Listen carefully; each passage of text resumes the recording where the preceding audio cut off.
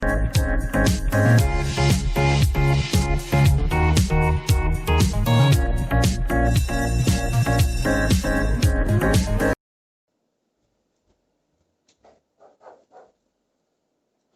વિદ્યાર્થી મિત્રો, good morning all of you. કેમ છો બધા? ફાઇન. ઓકે. ધોરણ 11 ની અંદર છેલ્લે આપણે આઈ થિંક દાખલા કરેલા હતા ઉદાહરણ નંબર 1 થી 9. પછી મેં તમને વાતચીત પણ એ કરી હતી કે જે નેક્સ્ટ થિયરી આવે છે ઉર્જાના જુદા જુદા સ્વરૂપો, એ આપણે થિયરી યાદ રાખવાની નથી. એ આપણે ધોરણ 12 ની અંદર અને ધોરણ 11 ની અંદર ક્રમશઃ જે ચેપ્ટર આવે છે એ ચેપ્ટર ની અંદર આપણે એનો ડીપમાં ઊંડાણપૂર્વક અભ્યાસ કરીશું. ઓકે. હવે નેક્સ્ટ થિયરી છે, જો હવે પાવર. પાવરની મારે શું કામ જરૂરિયાત ઊભી થઈ? હું તમને એમ કહું, ભાઈ તમારે જેતપુર થી રાજકોટ જવાનું છે. જેતપુર થી રાજકોટ જવાનું છે. 5 વ્યક્તિઓ હોય તો 5 વ્યક્તિઓમાંથી 5 રાજકોટ પહોંચશે. તો કોઈ 1 કલાકે પહોંચે, કોઈ 2 કલાકે પહોંચે, કોઈ 3 કલાકે પહોંચે, કોઈ 10 વર્ષે પણ પહોંચે. હા કે ના? તો તમારે જરૂરિયાત કોની ઊભી થઈ? જે વહેલો પહોંચે એની. હા કે ના? તમારું કામ ઝડપી ક્યારે થશે? જે વહેલો પહોંચશે એની. એનો મતલબ જો તમે જે કાર્ય કરો છો એ કાર્યને સમય સાથે સાંકળવામાં આવે, જો કાર્યને સમય સાથે સાંકળવામાં આવે તો નવી રાશિનો આપણે ઉદ્ભવ થશે, એ છે પાવર. હંમેશા સમય સાથે ઉર્જાને સમય સાથે જો કાર્ય બતાવવામાં આવે તો જ આપણના માટે ઉપયોગી સાબિત થઈ શકે. તો પહેલી આવશે કાર્ય કરવાના દરને શું કહેવાય છે? પાવર કહેવાય છે. કાર્ય કરવાના દરને પાવર કહેવાય. શું આવશે? કાર્ય છેદમાં સમય બરાબર શું કહેવાશે? પાવર. તો કાર્ય કરવાના સમય દરને પાવર કહેવાય. P બરાબર W/T. પણ જો સમયગાળો લિમિટ ટેન્ડ્સ ટુ 0 લેવામાં આવે તો લખી શકાશે P બરાબર dW/dt. P બરાબર dW/dt. જ્યાં કાર્ય બરાબર શું કહેવાય? બળ ગુણ્યા સ્થાનાંતર. કાર્ય W, બળ F, સ્થાનાંતર x. મૂકી દે કિંમત આમાં. જ્યાં બળ કેવું હશે? અચળ પદ લઈ લ્યો બાદ. બાકી બચ્યા dx/dt. જ્યાં વેગ બરાબર શું કહેવાશે? dx/dt. સૂત્ર સાબિત થઈ ગયું. તો પહેલું સૂત્ર કાર્ય છેદમાં સમય. બીજું સૂત્ર કયું આવશે? બળ ઇન્ટુ વેગ. બળ ઇન્ટુ વેગ. થઈ ગયું સાબિત? હા કે ના? હવે જો મારે એકમની વાતચીત કરવી હોય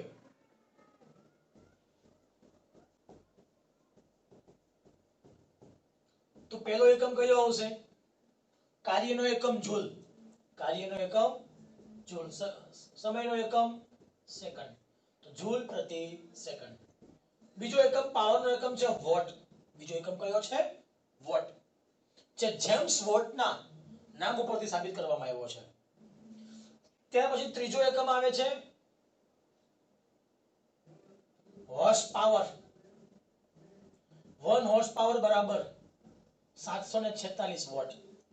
1 હોર્સ પાવર બરાબર 746 વોટ. એક બીજો વ્યવહારુ એકમ આવે છે ઉર્જાનો વ્યવહારુ એકમ કિલો વોટ અવર. શું વચાય એને? Kilo watt hour. એનો મતલબ 100 વોટનો લેમ્પ. 100 વોટનો લેમ્પ 10 કલાક સુધી ચાલુ રહે ત્યારે વપરાતી ઉર્જા કેટલી છે? 1 યુનિટ છે. આપણે ઘરે જે લાઇટ બિલ આવે છે, લાઇટ બિલના એકમ યુનિટમાં આવે, અને 5 યુનિટ બાયડા તો લાઇટ બિલ એટલું આપવામાં આવે. પ્રશ્ન એ યુનિટ એટલે શું? તો 100 વોટનો લેમ્પ 10 કલાક સુધી ચાલુ રહે તો વપરાતી ઉર્જા કેટલી કહેવાશે? 1 યુનિટ. તો લખી શકાશે પાવર કેટલો થઈ ગયો? 100 વોટ. સમય કેટલો થઈ ગયો? 10 કલાક. કલાક એટલે 3600 સેકન્ડ. કેમ લખી શકાય? તો 36,000 સેકન્ડ. કોઈ ફેરવો તો 1 2 3 4 3.6 ગુણ્યા 10 ની 4 ઘાત સેકન્ડ. કેટલી કિંમત આવી? પાવર બરાબર ઉર્જા ભાગ્યા સમય. ઉર્જા બરાબર પાવર ગુણ્યા સમય. તો ઉર્જા પાવર કેટલો છે? 10 નો વર્ગ. સમય કેટલો છે? 3.6 10 ની 4 ઘાત. જવાબ કેટલો આવશે? 4 ને 2 6 જૂલ. ઉર્જા શેમાં આવશે? 1 યુનિટ. તો 1 યુનિટ માટે ખર્ચાતી ઉર્જા કેટલી કહેવાશે? 3.6 10 ની 6 ઘાત જૂલ. ક્લિયર? તો આ વાતચીત થઈ ગઈ માત્ર ને માત્ર પાવરની વાતચીત થઈ ગઈ છે. સાવ સિમ્પલ થિયરી હતી, લલ્લુપજ્જુ થિયરી હતી. ઓકે, હવે નેક્સ્ટ જોઈએ ભેગા ભેગા. હવે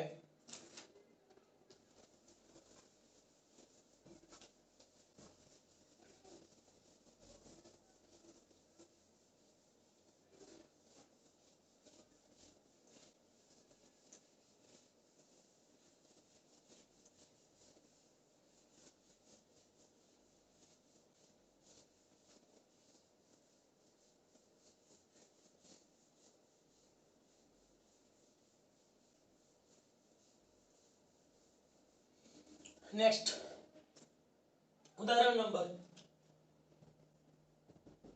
10.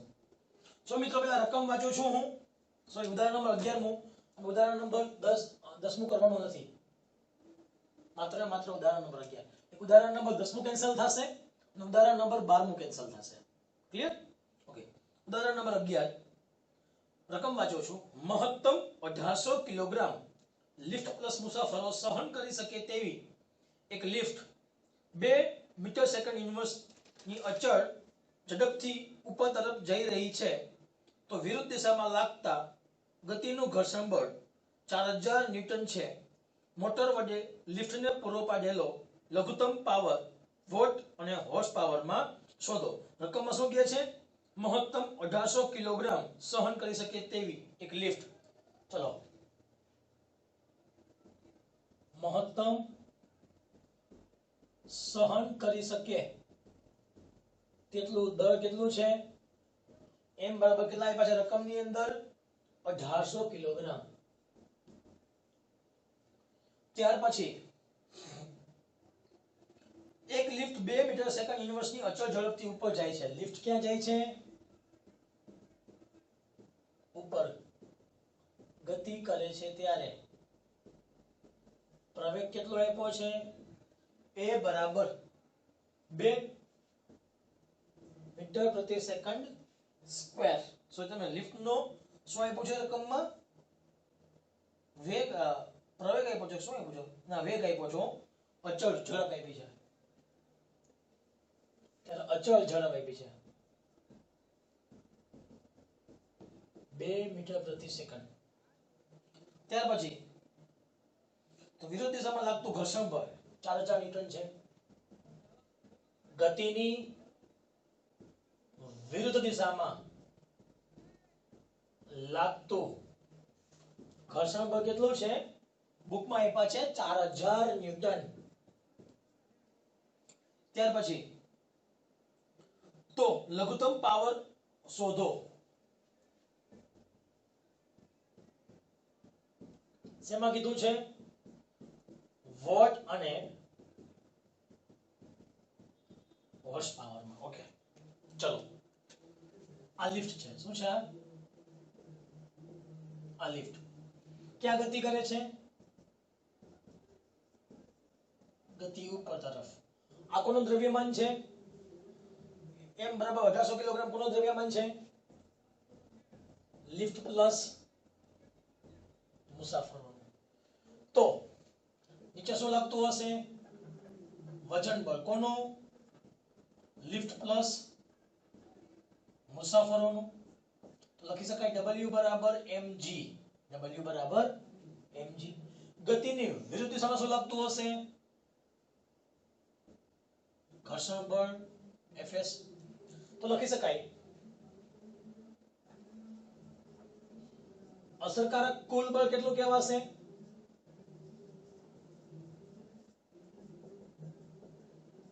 Fs વત્તા W. Fs કેટલા છે?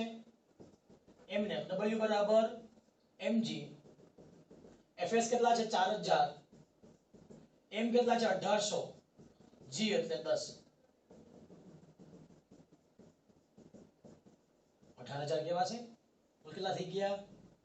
18 ને 4 22000 ન્યૂટન. હવે તો લઘુત્તમ પાવર કયો?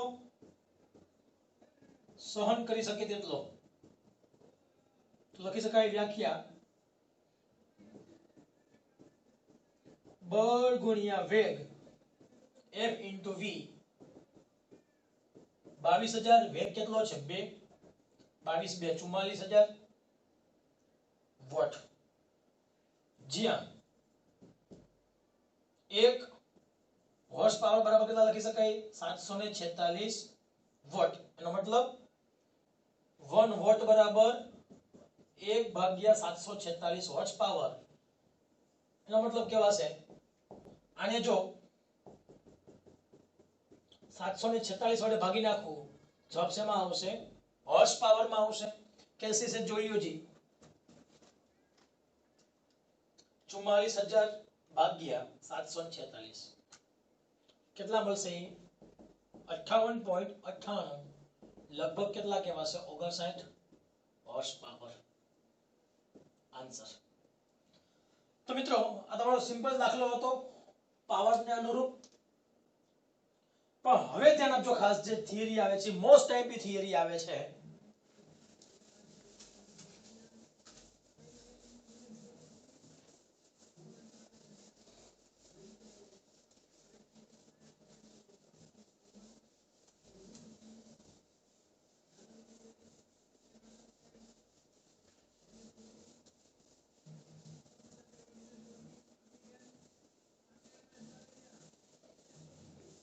જો નેક્સ્ટ થિયરી આવે છે તમારી તે સંઘાત.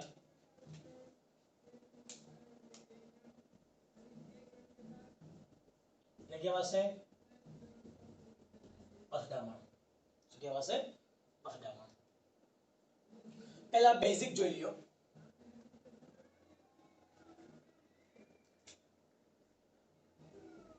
બે પ્રકારના સંઘાત છે. એક સ્થિતિસ્થાપક સંઘાત, બીજો આવશે સંપૂર્ણ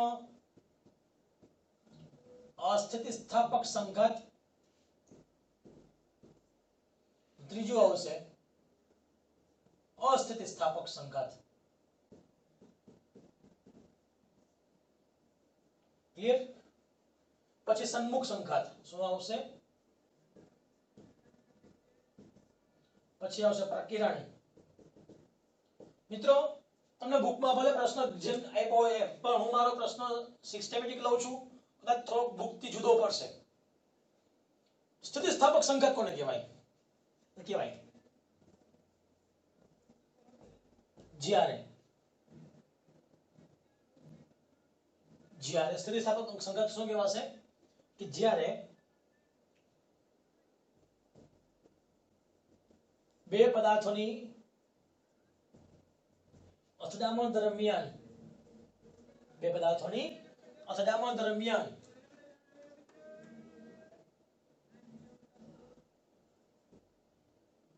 વિરૂપણ પામેલ આકાર ફરી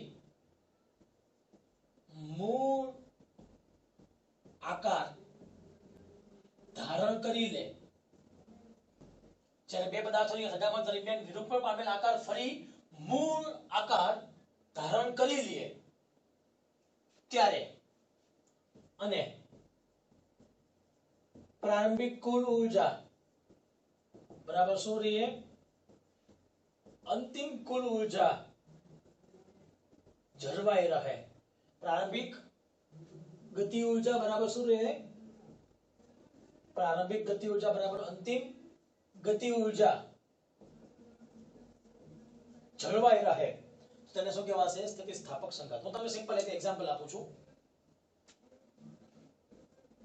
એક પદાર્થ છે, બીજો પદાર્થ છે. પહેલો પદાર્થ બીજા પદાર્થ સાથે સંઘાત અનુભવે ત્યારે બંને પદાર્થ શું કરશે? અલગ અલગ વેગથી ગતિ કરશે. તો આની ગતિ ઉર્જા કેટલી હોય? 1/2 m1v1 આની ગતિ ઉર્જા 1/2 m2v2 બરાબર આ લખી શકાય.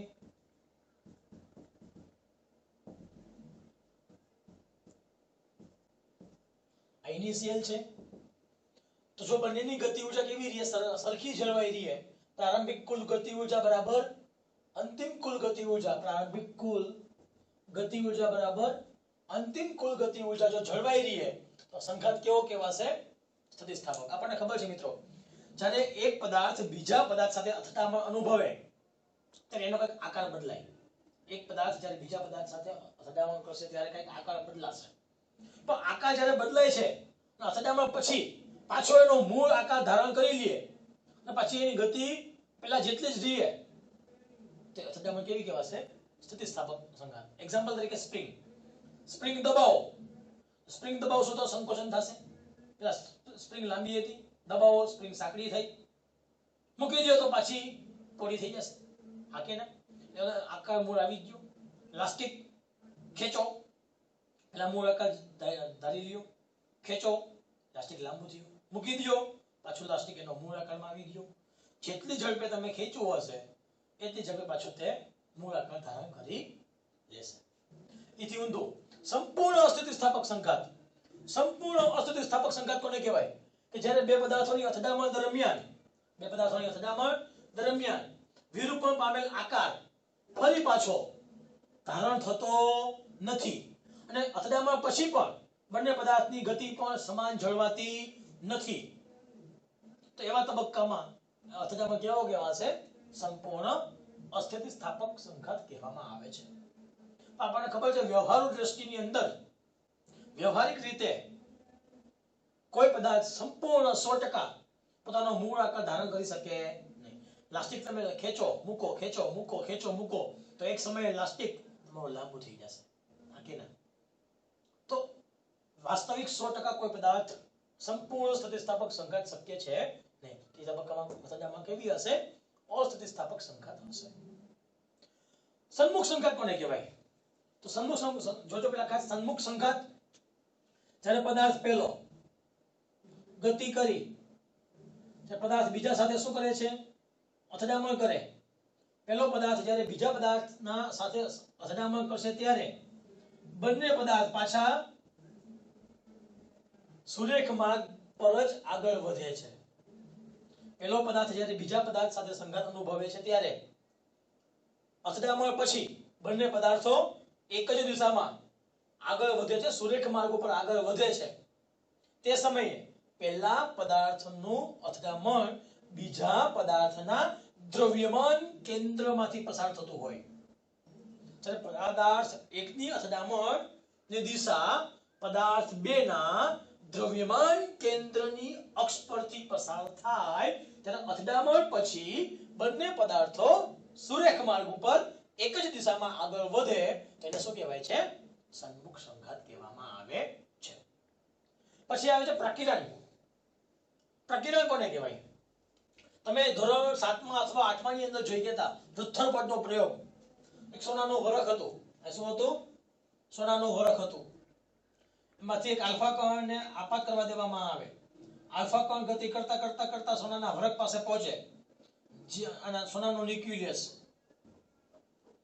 તો આલ્ફા કણ જ્યારે ન્યુક્લિયસની તદ્દન નજીક પહોંચે ત્યારે તેની કંઈક દિશા બદલાવે છે. હા કે ના? જ્યારે આલ્ફા કોઈ પ્રક્ષિપ્ત કણ કોઈ રીતે તમે સંઘાત કરો છો તે કણ ન્યુક્લિયસની તદ્દન નજીક પહોંચી ત્યાંથી દિશા બદલાવી નાખે ત્યારે શું કહેવાય? અપ્રકીર્ણન થયું છે તેમ કહી શકાય. 5 બેઝિક વ્યાખ્યા હતી. હજી મેં થિયરી શરૂઆત કરી નથી. હવે હું થિયરીની શરૂઆત કરું છું. ધ્યાન આપજો ખાસ.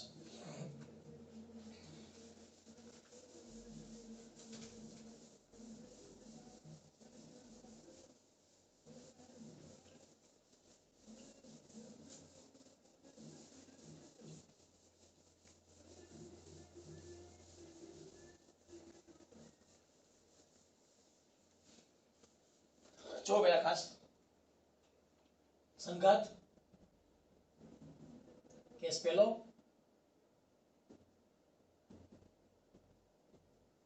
જો બંને પદાર્થોના અથડામણ પછીનો વેગ કેવો હોય? સમાન હોય. જો બંને પદાર્થોનો અથડામણ પછીનો વેગ કેવો હોય? સમાન હોય. તે સમયે શું થશે? જોજો પહેલા એ પહેલા એક બીજી વસ્તુ જોઈ લઈએ. આ બે પદાર્થ છે.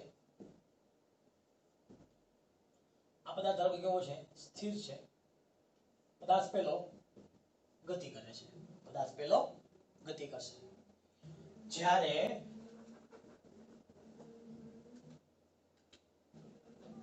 પદાર્થ એક ગતિ કરી પદાર્થ બે સાથે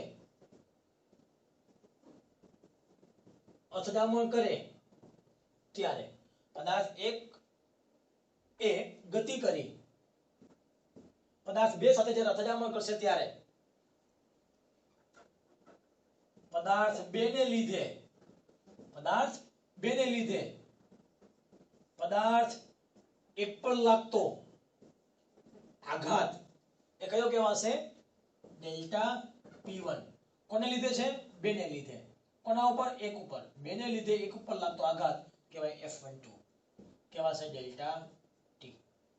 એવી રીતે પદાર્થ એક ને લીધે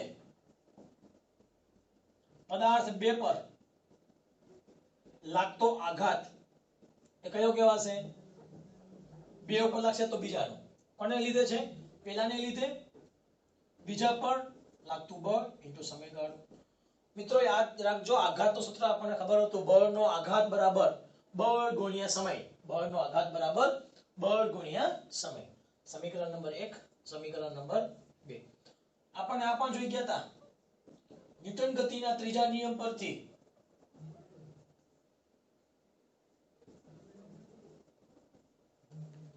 આઘાત પ્રત્યાઘાત કેવા હોય? સમાન મૂલ્યના પરસ્પર વિરુદ્ધ દિશાના. તો આઘાત પ્રત્યાઘાત કેવા થશે? સમાન મૂલ્યના પરસ્પર વિરુદ્ધ દિશાના. એનો મતલબ કેવા છે? એક પ્લસ હોય તો બીજું કેવું હશે? માઈનસ હશે.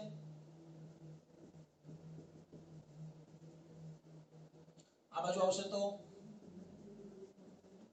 પ્લસ. એનો મતલબ તંત્રનું કુલ વેગમાન કેવું રહીએ? અચળ રહીએ. એને કહેવાશે વેગમાન સંરક્ષણ નિયમ. અને જો તંત્રની કુલ ઊર્જા અચળ રહે તેને કહેવાશે ઊર્જા સંરક્ષણ નિયમ. તો આપણે બે કન્સેપ્ટનો ઉપયોગ કરવાનો છે. પહેલા એક વેગમાન સંરક્ષણ નિયમ અને બીજો ઊર્જા સંરક્ષણ નિયમનો કન્સેપ્ટનો ઉપયોગ કરી આપણે થિયરી સાબિત કરવાની છે. પહેલો કેસ લઉં છું. ધારો કે પ્રથમ પદાર્થ ગતિ કરી બીજા સ્થિર પદાર્થ સાથે શું કરે છે? અથડામણ કરે ત્યારે કોઈ પ્રથમ પદાર્થ ગતિ કરી બીજા સ્થિર પદાર્થ સાથે અથડામણ કરે ત્યારે અથડામણ બાદ જો બંને પદાર્થોનો વેગ કેવો હોય? સમાન હોય તો. એટલે પહેલો પદાર્થ બીજો પદાર્થ અથડામણ થઈ ગઈ.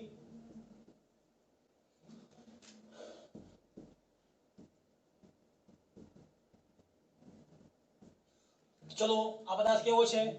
પ્રારંભિક વેગ કેટલો કહેવાય v1i આનો વેગ કેટલો કહેવાશે v2i બરાબર 0 પછી આ લખી શકાશે v1f બરાબર vf અને v2f બરાબર vf ધારો કે પ્રથમ પદાર્થ ગતિ કરી તો વેગ હોય બીજા સ્થિર પદાર્થ સાથે સ્થિર પદાર્થ ઊર્જા કેટલી થઈ ગઈ વેગ કેટલો થઈ ગયો 0 અથડામણ કરશે ત્યારે અથડામણ બાદ બંનેનો કેવો છે વેગ સરખો એ સમયની ઊર્જા કેટલી કહેવાશે k1 k2 0 અહીંયા k1 ફાઇનલ અહીંયા k2 ફાઇનલ તો લખી શકાય વેગમાન સંરક્ષણ નિયમ પરથી પ્રારંભિક કુલ વેગમાન બરાબર અંતિમ કુલ વેગમાન તો લખી શકાય p1 p2 બરાબર p1 ફાઇનલ વત્તા p2 ફાઇનલ આ ઇનિશિયલ તો લખી શકાય m1 અને બંનેના દર કેવા છે સરખા હશે m1 v1i આ 0 થઈ ગયા m1 v1f m2 v2f બેના વેગ કેવા છે સરખા છે તો લખી શકાય m1 v1i બરાબર m1 m2 આખામાંથી common vf clear તો હવે આ વાતચીત થઈ ગઈ તમારી માત્ર ને માત્ર અવસ્થાની તમારે અંતિમ વેગ શોધવો હોય તો શું કહેવાય અંશમાં છે આ બાજુ એવા તો છેદમાં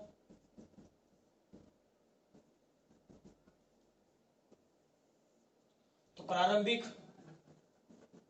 કુલ ઊર્જા કેટલી કહેવાશે ઇનિશિયલ બરાબર 1/2 m1 m2 સોરી પ્રારંભિક કુલ ઊર્જા કેટલી કહેવાશે 1/2 m1 v1 સ્ક્વેર અને અંતિમ કુલ ઊર્જા કેટલી કહેવાશે k2 બરાબર 1/2 m2 m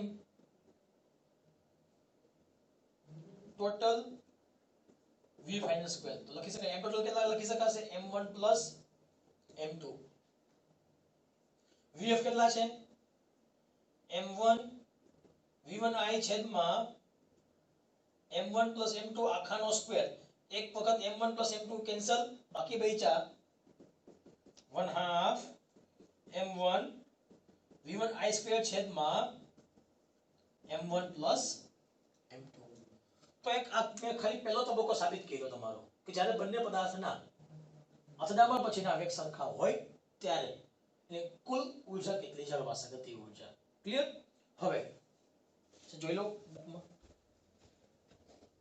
ઓકે 28 મિનિટ થઈ છે જી તો ખાસ ધ્યાન રાખજો કે પહેલા આપણે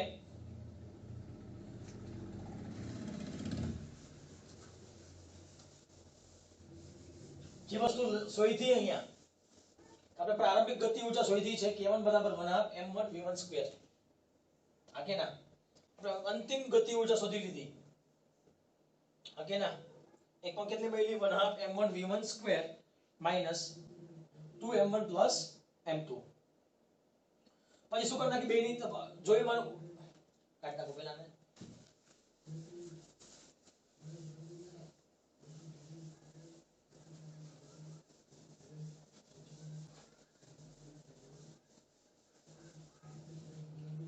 જો મારે ઊર્જા તફાવત જોતો હોય તો કહેવાય ડેલ્ટા k બરાબર k1 k2 તો k1 બરાબર લખી શકાશે k1 બરાબર કેટલા છે 1/2 m1 v1 square minus k2 કેટલા છે 1/2 m1 v1 સ્ક્વેર છેદમાં m1 m2 ક્લિયર આ તમારો પહેલો તબક્કો પૂરો થઈ ગયો હવે ખાસ ધ્યાન રાખજો બીજો તબક્કો મોસ્ટ એમ્પી છે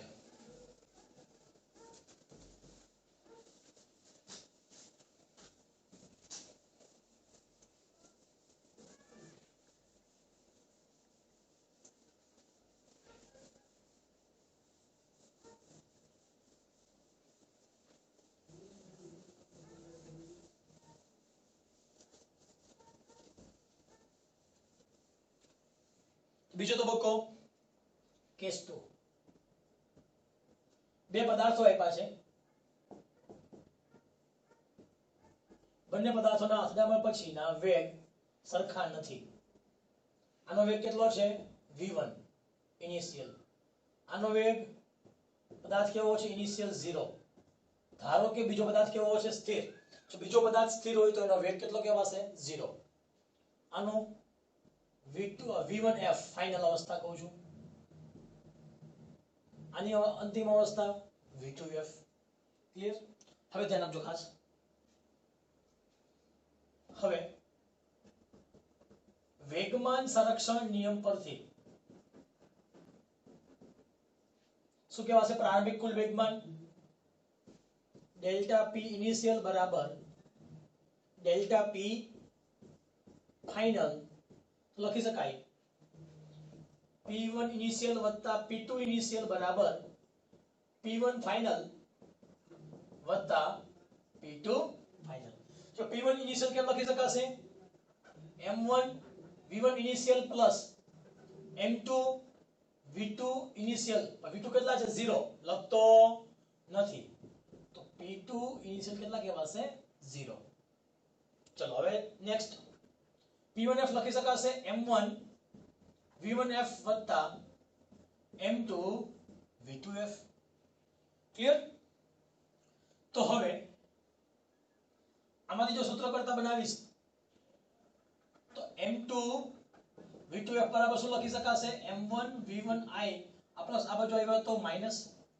સમીકરણ નંબર પહેલું, સમીકરણ નંબર બીજું. તો આપણને શું મળી ગયા? m2 v2f મળી ગયા અહીંયા. હવે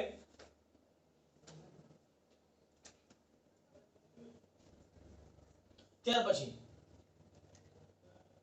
તમારે ઊર્જા સંરક્ષણ નિયમની વાતચીત કરવી હોય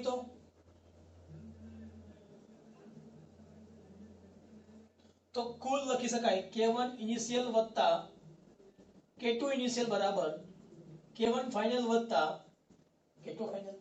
લખી શકાય 1/2 m1 v1 ઇનિશિયલ સ્ક્વેર વત્તા 1/2 m2 v2 સ્ક્વેર ઇનિશિયલ બરાબર આ તો કેટલા કહેવાશે? 0 કહેવાશે. k2 ઇનિશિયલ કેટલા કહેવાશે? 0. શું કામ? પદાર્થ કેવો છે? સ્થિર છે, લખતો નથી.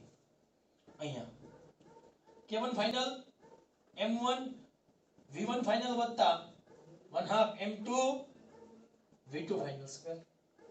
હવે આમાંના પાસે જોઈએ. હવે આમાંની કિંમત કઈ મળી છે? m2 v2f ની મારી પાસે કિંમત તૈયાર છે. ચલો હવે આ પદ પ્લસ છે, આ બાજુ પેલા 1/2 કેન્સલ. આ પદ પ્લસ છે, આ બાજુ આવ્યો તો માઈનસ.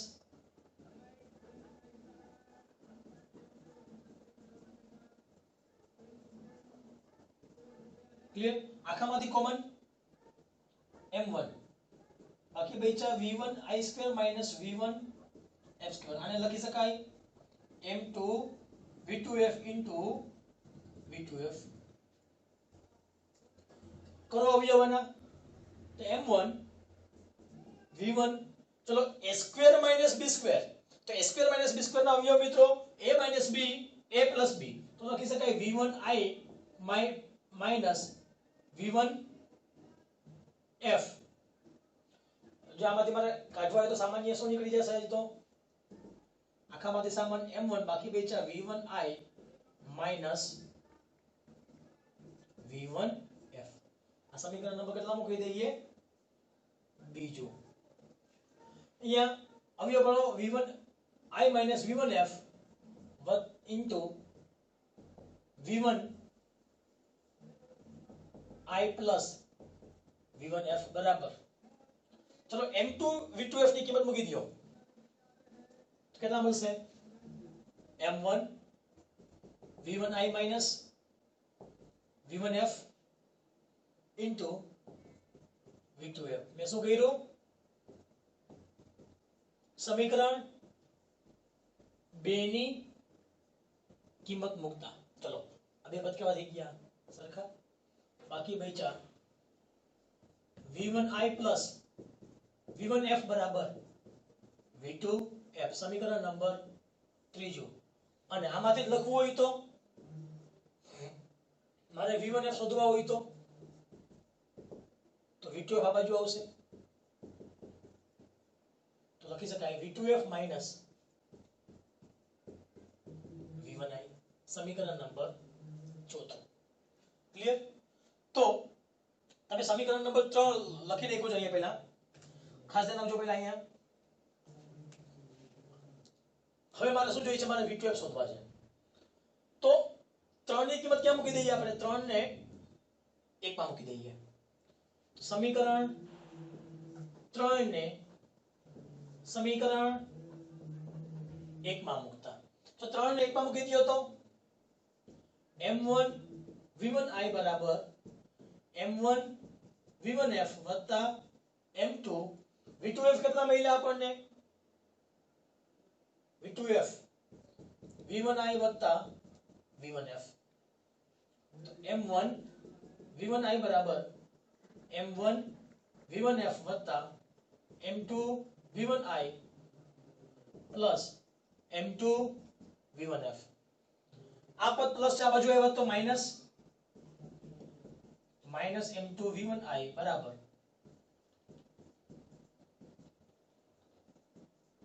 આખામાંથી સામાન્ય v1i આખામાંથી સામાન્ય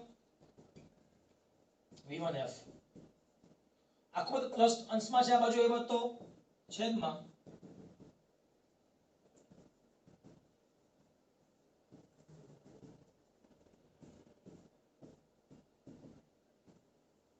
ક્લિયર આન્સર પહેલો આમાંના જો વાતચીત કરવામાં આવે તો સમીકરણ 4 ને ક્યાં મૂકી દઈએ સમીકરણ 4 ને સમીકરણ 1 માં મૂકતા જો 4 ને 1 માં મૂકી દઈશ તો આની જેમ જ m1 v1i બરાબર m1 ચલો v1f કેટલા મળ્યા v2f v1i plus m2 v2f m1 v1i બરાબર m1 v2f minus m1 v1i plus m2 v2f minus પદ આ બાજુ આવશે તો પ્લસ અહીંયા આ બે પદ એમને રહેશે આખામાંથી બે કેવા છે સરખા બેનો સરવાળો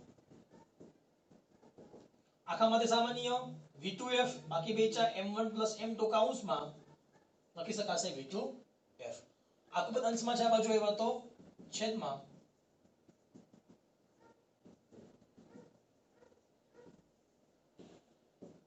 સમીકરણ નંબર આન્સર બીજો સમીકરણ નંબર આપી દઈએ અને પાંચમું સમીકરણ નંબર આપી દઈએ અને છઠ્ઠું ધ્યાન આપજો ખાસ એના અલગ અલગ કેસીસ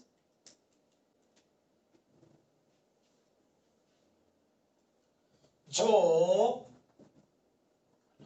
બંને દળો કેવા હોય સમાન હોય તો શું કહેવાય m1 બરાબર m2 બરાબર m લખી શકાય સમીકરણ 5 અને 6 પરથી જો બે દળ કેવા થઈ ગયા સરખા તો લખી શકાશે 1 મિનિટ લાઈટ વહી ગઈ છે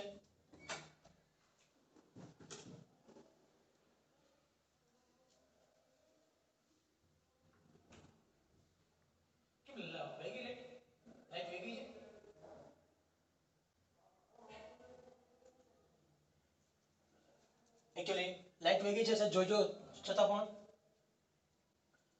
જો બંને દળો સરખા હોય તો m1 જોઈ લો ક્લિયરિટીમાં વાંધો નહીં આવે સર જોઈ લો ભેગા આપે જો બંને દળો સમાન હોય તો શું લખી શકાશે v1f બરાબર m - n કેટલા કહેવાશે 0 ઉપરાંત v2f m1 બરાબર m m1 બરાબર m m2 બરાબર m m વત્તા m મતલબ કહેવાય 2m 2m કેન્સલ તો લખી શકાય v2f બરાબર v1i ક્લિયર ત્યાર પછી ઇથી વિશે આગળ વાતચીત કરીએ આમાં જો બંને દળોના સમાન હોય તો આપણને સમીકરણ પરથી મળી ગયા v1f બરાબર v2f સમીકરણ નંબર આપી દો અને 7મો અને સમીકરણ નંબર આપી દો અને 8મો. મિત્રો અહીંયા સુધી રાખીએ. લાઈટ વહી ગઈ છે, પાછું ક્રમશઃ આપણે આમાં લેશું.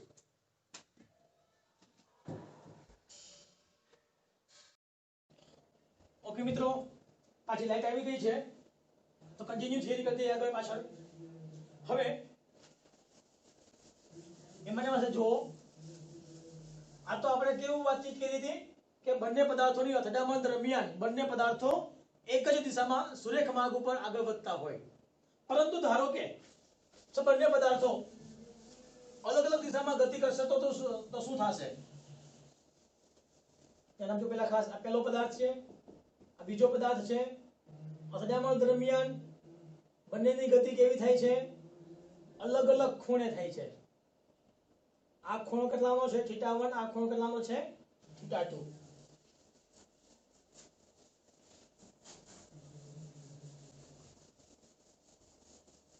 આ પ્રારંભિક અવસ્થા કેવા છે? આ પદાર્થ કેવો છે? સ્થિર. તેનું બધું પ્રારંભિક વેગમાન, ગતિ ઊર્જા અને વેગ બધું કેવું કહેવાશે? 0 કહેવાશે. હવે ધ્યાન આપજો.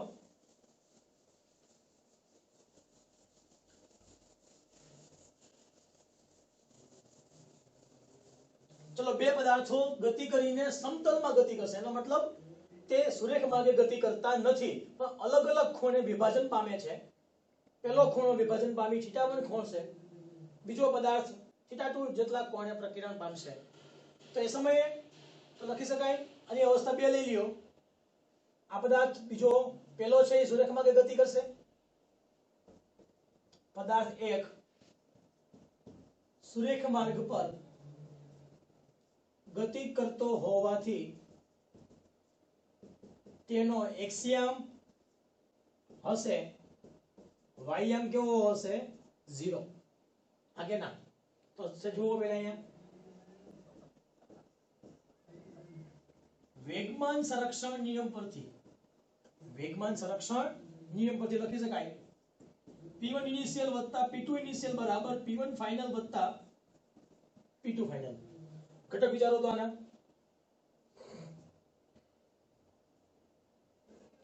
જે બાજુ ખૂણો હોય ત્યાં બેઠું હોય cos θ1, સામેની x માં કોણ બેઠું હશે? તો આને વિચારો, ભાગલા પાડ નાખો તો સાંકળ ખેંચો, પેલો cos ઘટક આવશે. વેગ કયો હશે એનો? v1 ફાઇનલ, આનો v2 ફાઇનલ. તો મૂલ્ય લખી શકાય v1 ફાઇનલ. આ બાજુ ખેંચો તો v1 sin θ1. આની સાંકળ ખેંચો તો જે બાજુ ખૂણો હોય ત્યાં cos બેઠું હશે, મૂલ્ય v2f. નીચે ખેંચો, ત્યાં પણ બેઠું હશે v2f sin θ2. તો લખી શકાશે અહીંયા p1f માં m1 v1i, p2 તો કેવા થઈ ગયા છે? 0. p1f માં શું લખી શકાશે? m1 એટલે આ લઈએ પેલા કોના માટે લઈએ છીએ? સમક્ષિતિજ દિશા માટે લઈએ છીએ. તો સમક્ષિતિજ કોણ આવશે પહેલા માટે?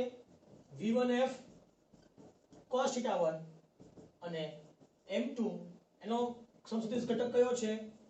v2f cos θ2. પછી શિરોલંબ દિશા માટે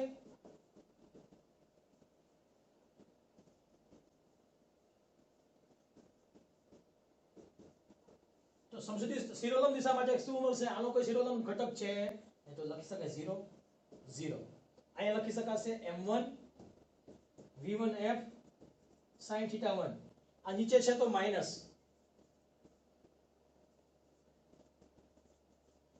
ક્લિયર?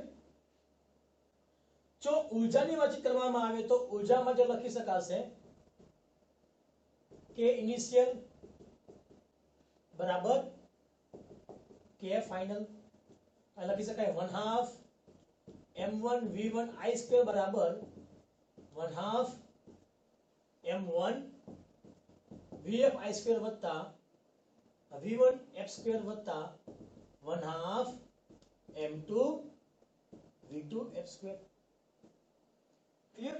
જો સન્મુખ સંઘાત હોય તો સન્મુખ સંઘાત માટે માત્ર ને માત્ર સુરેખ દિશામાં જશે, પણ સમતલ જ્યારે વાસ્તવિક જો કોઈ વાતચીત કરવામાં આવે તો વાસ્તવિક અથડામણ દરમિયાન ગતિ ક્યારે એક જ દિશામાં હોઈ શકે નહીં, તે સમતલમાં વિભાજન પામે. તમે જ્યારે કેરમ રમતા હોય કેરમ, તો કેરમ રમતી વખતે તમે જ્યારે સ્ટ્રાઇકરથી કુકરીને મારો છો ત્યારે એ સ્ટ્રાઇકર હર હંમેશ એક્ઝેક્ટ 100% સીધી જતી હોતી નથી. ક્યારેક શું થશે, આસપાસમાં વિભાજન પામતું હશે. લખોટી છે તો એક લખોટીને બીજી લખોટી ઉપર મારી દો તો એક લખોટી ઉપર બીજી લખોટી મારતા બંને લખોટી એક દિશામાં આગળ વધશે નહીં, બંને લખોટી એકબીજા વચ્ચે કંઈક ખૂણો બનાવતી હશે. ક્લિયર? જો ચેપ્ટરનો છેલ્લો દાખલો લઈ લઈએ ભેગા ભેગ, આપણું ચેપ્ટર પૂરું થઈ જાય. અહીંયા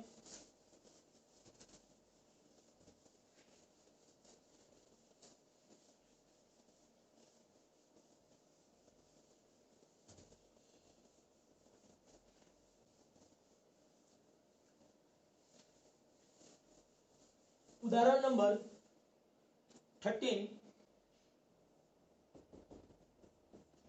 રકમ વાંચું છું. ડાયાગ્રામમાં સમાન દળ m1 બરાબર m2 ના બે બિલિયર્ડ બોલ વચ્ચેની અથડામણ દર્શાવી છે. પ્રથમ બોલ મારક કહેવાય જ્યારે બીજો બોલ લક્ષ્ય કહેવાય. બિલિયર્ડનો ખેલાડી લક્ષ્ય બોલને ખૂણાના કાણામાં નાખવા માંગે છે તો θ2 બરાબર 37 ખૂણે રહેલ છે. તો ધારો કે અથડામણ સ્થિતિસ્થાપક છે અને ઘર્ષણ તથા ચાક ગતિ મહત્વના નથી. θ1 શોધો. શું કે રકમમાં આકૃતિ 6.10 માં સમાન દળ m1 બરાબર m2 ના બે બિલિયર્ડ બોલ, એનો મતલબ તમને બુકમાં ડાયાગ્રામ આપેલો છે. આકૃતિ આ પહેલો બોલ છે, આ બીજો બોલ છે. દળ m1 બરાબર m, m2 બરાબર m, અથડામણ થશે. આ પહેલો બોલ, આ બીજો બોલ, એનો ખૂણો કેટલા અંશનો છે? θ1. આ ખૂણો θ2. રકમમાં આપણને θ2 બરાબર 37 ડિગ્રી આપેલા છે. તમારે θ1 શોધવાના છે. ઉપરાંત તમને રકમમાં આ પણ આપ્યું છે, આ કેવો છે પદાર્થ? બીજો સ્થિર છે, માટે વેગ કેટલો કહેવાશે? v2i બરાબર 0. વેગમાન p2i બરાબર 0 અને ગતિ ઊર્જા k2i બરાબર 0. આ પદાર્થ ગતિમાન અવસ્થામાં છે. જો પદાર્થ ગતિમાન અવસ્થામાં હોય તો વેગ કેટલો કહેવાશે? v1i. વેગમાન v1 p1i અને ઊર્જા k1i બરાબર 1/2 m1 v1i². ક્લિયર? તો સૌપ્રથમ આનો વેગ કેટલો હશે? આ v1f. આ કેવો હશે? v2f. જેના ઘટકમાં વિભાજન પામી નાખો તો જે બાજુ ખૂણો હોય ત્યાં કોણ બેઠું હશે? cos. તો v1f cos θ1. અહીંયા v1f sin θ1. આની સાથે ખેંચશો તો v2f cos θ2. અહીં લખી શકાશે v2f sin θ2. અહીં આકૃતિમાં v1f અને v2f વચ્ચેનો ખૂણો કેટલા અંશનો છે? θ બરાબર θ1 પ્લસ θ2. કેટલા લખી શકાશે? θ1 પ્લસ 37 ડિગ્રી. જો હોય પેલા વેગમાન સંરક્ષણ નિયમ પરથી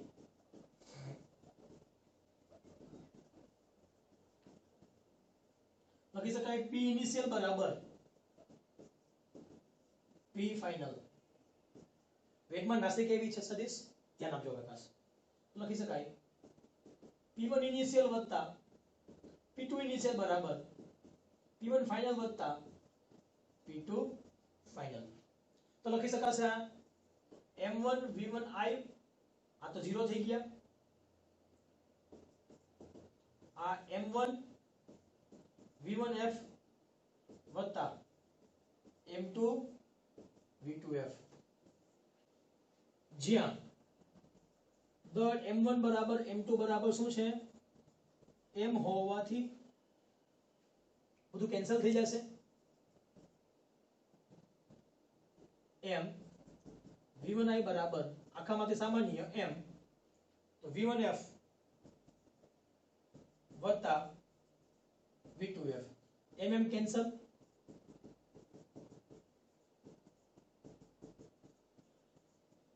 સમીકરણ નંબર પહેલું સમીકરણ 1 ને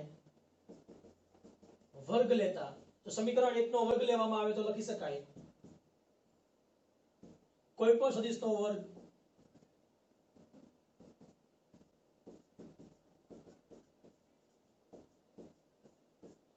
લખી શકાય કોઈ પણ સદિશનો વર્ગ એટલે તે સદિશના માનનો વર્ગ અહીંયા પહેલાના માનનો વર્ગ વત્તા બીજાના માનનો વર્ગ વત્તા તો પહેલું પદ ઇન્ટુ બીજું પદ ઇન્ટુ cos θ આવશે સદિશ છે તો સદિશમાં શું આવશે સદિશમાં પહેલાનો વર્ગ વત્તા બીજાનો વર્ગ વત્તા 2 પહેલું ઇન્ટુ બીજું ઇન્ટુ cos θ હવે રકમમાં આપણને આપ્યું છે જોવો જી અથડામણ કેવી છે સ્થિતિસ્થાપક અથડામણ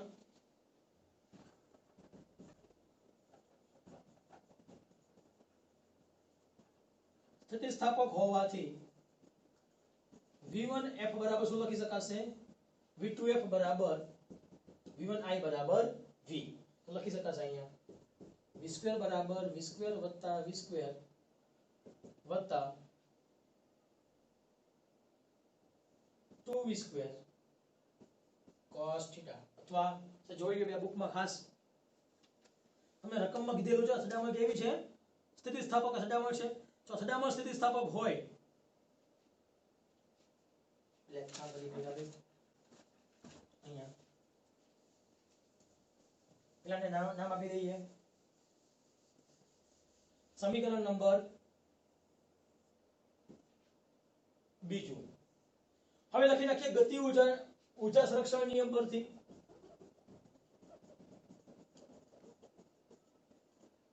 લખી શકાય k1 ઇનિશિયલ વત્તા k2 ઇનિશિયલ બરાબર k1 ફાઇનલ વત્તા k2 ફાઇનલ તો લખી શકાશે ત્યાં 1/2 m vi2 બરાબર 1/2 m v1f2 વત્તા 1/2 m v2f2 આખામાંથી સામાન્ય શું નીકળશે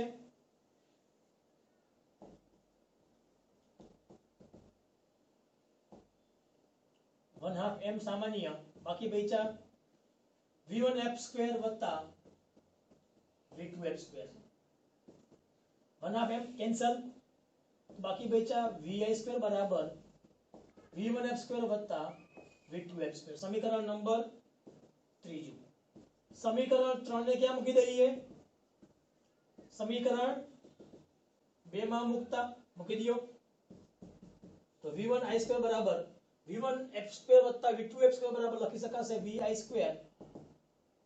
v1i2